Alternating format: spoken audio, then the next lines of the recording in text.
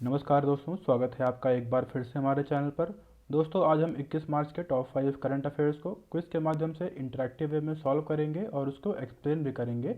आप इस वीडियो को एंड तक जरूर देखिएगा और खुद भी साथ में सॉल्व करने का प्रयास कीजिएगा। और इस वीडियो का जो दोस्तों पीडीएफ है, मैं इसी डिस्क्रिप्शन बॉक्स में उसका लिंक डाल दूंगा, आप वहाँ से डाउनलोड करके पढ़ सकते हैं। तो आइए दोस्तों, शुरुआत करते हैं। हमारा पहला करंट अफेयर है, कौन सा शहर वैश्विक मिलेट्स श्री अन्न सम्मेलन का मेजबान है? ऑप्शन देख लीजिए आप।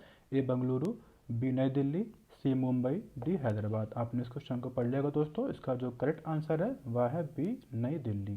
दोस्तों, नई दिल्ली में अभी हाल ही में 2 दिवसीय यह सम्मेलन ऑर्गेनाइज किया गया, जिसकी शुभारंभ जो है प्रधानमंत्री नरेंद्र मोदी द्वारा किया गया। और दोस्तों, यह जो श्री अन्न है, अगर हम बात करें तो ये मिलेट्स को कहा गया है और इसका मेंशन बजट में भी किया गया था। 2023-24 बजट में इसका मेंशन किया गया है, तो इस पॉइंट को भी आप ध्यान दीजिएगा।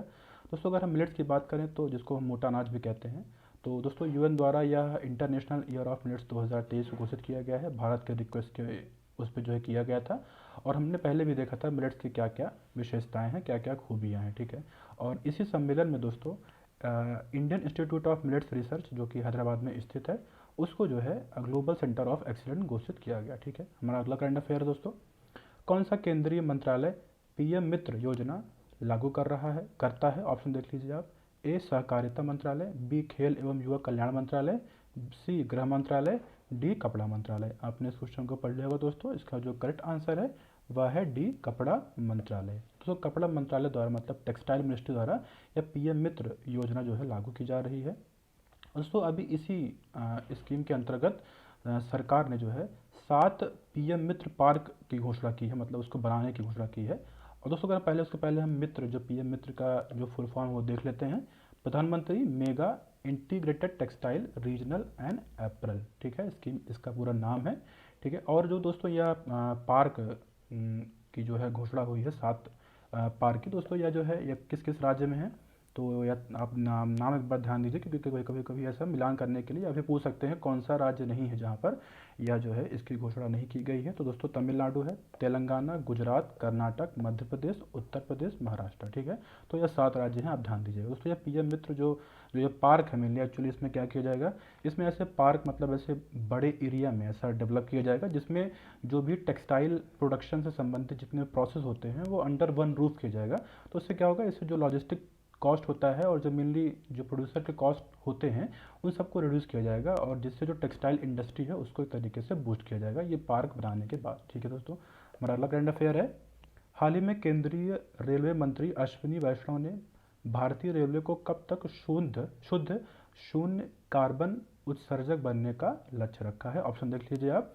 ए 2030, बी 2040, सी 2050, डी 2060। आपने इस क्वेश्चन को पढ़ लिया होगा दोस्तों। इसका जो करेक्ट आंसर है वह है ए 2030। 2030 तक जो है भारतीय रेलवे को नेट न्यूट्रल या फिर कार्बन न्यूट्रल बनाने का लक्ष्य रखा गया है। दोस्तों, नेट न्यूट्रल या कार्बन न्यूट्रल का मतलब क्या होता है? मतलब होता है दोस्तों कि जितना भी कार्बन उत्सर्जन हो रहा है उतना ही कार्बन अगर हम जो है उसको कैप्चर कर ले रहे हैं, उसको अवशोषित कर ले रहे हैं अलग अलग माध्यम से, जैसे ट्रीज़ को प्लांट करके या फिर ऐसी कार्बन जो ग्रीन टेक्नोलॉजीज़ है उसको अडॉप्ट करके, तो उसको हम कहते हैं कार्बन न्यूट्रल, ठीक है। मतलब कि जैसे मान लीजिए आपने 10 टन जो है कार्बन का उत्सर्जन किया और उतना ही अगर आपने अलग अलग माध्यम से उसको अवशोषित कर लिया है, तो जो है वो हम कहेंगे वह कार्बन न्यूट्रल है, मतलब नेट न्यूट्रल। जैसे अगर हम कहते हैं कि नेट एक्सपोर्ट कितना है, मतलब कितना एक्सपोर्ट हुआ है और उसमें से कितना इंपोर्ट हुआ है माइनस कर देंगे तो कहते हैं कि नेट एक्सपोर्ट। उसी प्रकार नेट कार्बन न्यूट्रलिटी भी को कहते हैं, ठीक है। भारत जो है 2070 तक जो है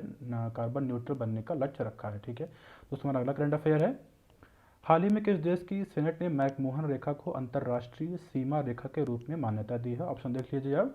ए संयुक्त राज्य अमेरिका, बी ऑस्ट्रेलिया, सी रूस, डी दक्षिण कोरिया। आपने इस क्वेश्चन को पढ़ लिया होगा दोस्तों। इसका जो करेक्ट आंसर है वह है ए संयुक्त राज्य अमेरिका। यूएसए द्वारा जो है मैकमोहन रेखा को अंतर्राष्ट्रीय सीमा रेखा के रूप में मान्यता दी है उन्होंने। दोस्तों को अगर हम मैकमोहन रेखा की बात करें तो यह भारत और चीन के बीच की स्पष्ट सीमा रेखा है। और दोस्तों, यह पहली बार जो है 1914 में, अगर मैं याद कर पा रहा हूँ, 1914 में हेनरी मैकमोहन द्वारा जो है या जो कि ब्रिटिश भारत सरकार के विदेश सचिव थे, उन्होंने जो है इसको निर्धारित किया था। और दोस्तों, यह 890 किलोमीटर की पूरी रेखा है। मतलब अगर हम बात करें तो लद्दाख से लेके जो ये पूरा अरुणाचल प्रदेश तक है, ये पूरा जो है फैला हुआ है। और ये काफ़ी विवाद की बात है, मतलब चीन इसको नहीं मानता है और भारत इसको मानता है, ठीक है। तो ये मतलब मेनली मुद्दा रहता है। और ये यूएसए का एक तरीके से कदम कह सकते हैं, जो चाइना और यूएसए की कह सकते हैं कि एक टसल चल रहा है, तो उसी दिशा में जो है दोस्तों, यह यूएसए का एक मूव है, ठीक है।